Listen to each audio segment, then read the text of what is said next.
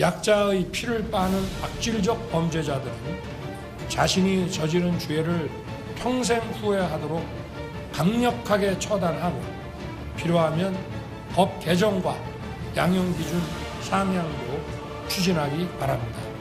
민생 행보를 이어가고 있는 윤석열 대통령이 사회적 약자를 대상으로 한 불법 사금융을 겨냥해 강력히 처단하겠다는 의지를 밝혔습니다. 윤 대통령은 불법 사금융을 뿌리 뽑겠다고 강조했습니다. 이 악랄한 암적 존재가 저지른 죄를 평생 후회하도록 처단하라고 지시했습니다. 불법 사금융은 민생 약탈범죄이자 암적 존재라고 강하게 비판하면서 엄단할 것을 지시했습니다.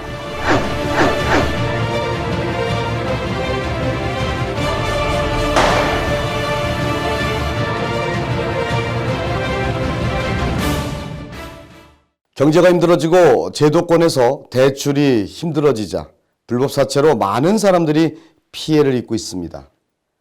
지난 9일 서울 여의도 금융감독원에서 윤석열 대통령이 기관장들을 모아놓고 불법 사채 근절에 최선을 다하라고 불법 사금융과의 전쟁을 선포한 가운데 저희 탐사보도 838 제작진 앞으로 모 금융그룹의 회장이 본 방송국을 찾아와 자신이 처한 상황이 참담하다며 억울함을 호소했습니다. 사건의 발단은 사채업자 기업 사냥꾼이 수원역의 팅스몰 등 대형 부동산을 보유한 한미금융그룹을 강탈해 자산가치 3천억 원의 회사를 55억 원에 탈취한 사건입니다. 2022년 12월경 김제동 회장은 그의 아들이자 한미금융그룹 임직원인 김 씨에게 기존 채무를 대환하기 위해 신탁사에 위탁한 부동산을 담보로 대출을 받고자 지시했습니다. 이러한 상황에서 김 씨는 김제동 회장에게 금융권에서 한미금융그룹이 보유한 자산을 담보로 대출받는 것은 용이하지 않다면서 공인회계사이며 광주 소재 대성건설 회계팀장 직함을 가지고 있고 아들 김 씨의 요청으로 한미금융그룹의 회계 업무 자문 역할을 했던 윤 씨로부터 소개를 받은 법무법인 대한중앙광주분소의 대표 변호사 김 씨를 통해 김제동 회장이 지시했던 한미금융그룹의 자산담보가 아닌 김제동 회장이 보유한 한미FNI대부 주식을 담보로 자금을 대출받을 수 있다는 취지로 설명을 했고 김제동 회장은 아들인 김 씨와 공인회계사인 윤 씨 그리고 변호사로부터 대출을 받는다는 것에 대해서 내심 안심하고 아들인 김 씨에게 개인 인감과 인감 증명서를 주며 본인 주식을 담보로 대출을 받으라고 용인을 했습니다. 하지만 김 변호사가 파견한 박 씨와 문 씨가 고정으로 상주하기 시작했습니다.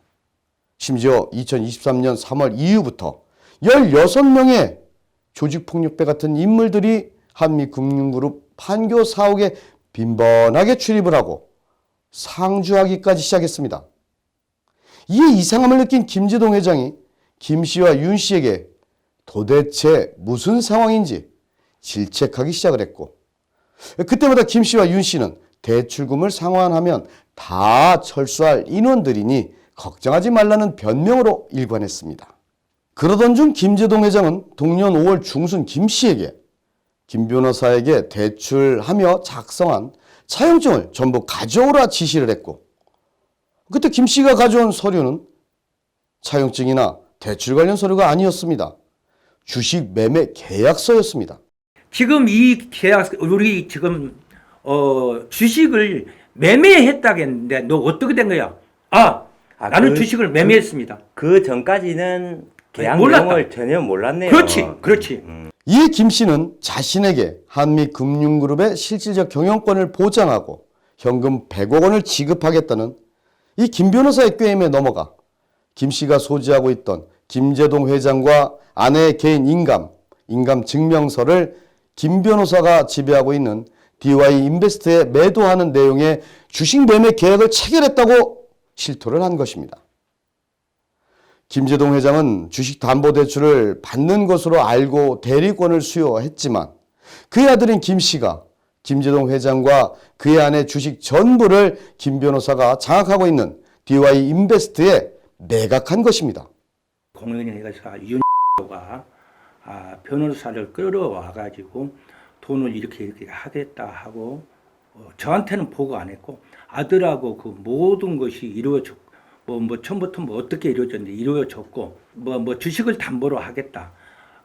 뭐 어떤 광주에 뭐 김 변호사가 네. 그 이름만 알았지. 김 변호사가 이렇게 사채를 준다고 한다.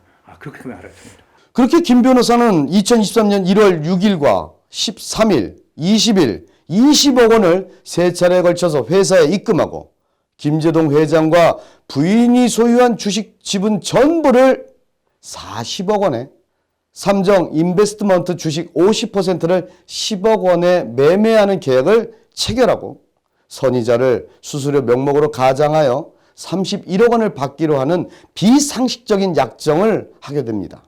여기에 김 변호사는 광주 지역 사회에서 불법 대부업체를 운영하여 고금리 사채를 주고 주식 매매 계약으로 위장하여 이자 대부업법을 피하기 위해서 변호사비와 부동산, 경영 컨설팅 비용으로 가장을 해서 기업을 강탈해가는 악덕 사채업자라는 의혹이 더해지고 있습니다. 이에 대해 김제동 회장은 사채를 갚기 위해서 부동산을 처분하려고 했습니다. 하지만 김 씨 일당은 이런 행동조차 방해했었는데요. 김 회장은 정신적으로 이상한 사람이고 사채를 써서 문제가 많고 또 이사회 결의 시에 이사 5명 중 자기 쪽 이사가 3명이고 김제동 회장은 2명이니 3명이 안 판다고 의결하면 팔 수 없다면서 매각을 방해했다고 합니다. 심지어 2023년 3월 중순 이후 조직폭력배 16명 정도가 회사에 합숙을 하면서 김제동 회장이 출근하면 죽여버린다고 협박도 일삼았으며 또한 강제로 차를 빼앗으려 김제동 회장을 윤 씨의 회계사 방에 감금하고 30분간 폭행하며 회사의 설립자이며 16년 동안 경영진으로 회사를 운영해온 김제동 회장을 회사에서 아예 쫓아냈다고 합니다. 사회의 어떤 신뢰와 정직을 목표로 하는 변호사가 조직폭력배 16명을 데리고 왔다 갔다 하는 다 등재된 조직폭력배가 16명 회사에 왔다 갔다 하는 사람 다 치면 30명이 아들을 돈으로 매수해가지고 돈을 몇천억짜리를 몇십억에 강탈한다. 거기에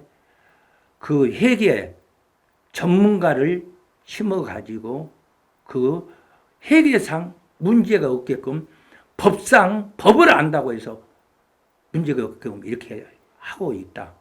이에 대해 저희 탐사보도 838 제작진은 사실관계 여부 확인을 위해 김 변호사에게 취재 공문을 보냈고 다음과 같은 답변을 받았습니다. 계약서 날인을 누가 했습니까? 그러니까 다른 거는 묻고 싶은 게 없어요. 계약서 날인 김 했습니다. 그때는 회장님 하셨다면서요. 그 계약을 체결을 했을 때 네. 계약을 체결을 했을 때 회장님이 계약서를 확인하시고 네. 도장을 건네셨어요. 금고에 가셔가지고 네. 주권을 꺼내갖고 오셨어요. 네. 그렇게 계약이 체결된 겁니다. 문제는 김제동 회장이 주식을 매매를 했느냐, 그 매매의 날인을 누가 했느냐, 이게 쟁점입니다. 양측 주장이 서로 엇갈린 가운데 저희 탐사보도 838 제작진은 한국금융범죄예방연구소 이기동 소장과 공동 취재를 하여 사건의 진실을 명확하게 밝혀내겠습니다. 지금까지 탐사보도 838 아나운서 곽성렬이었습니다.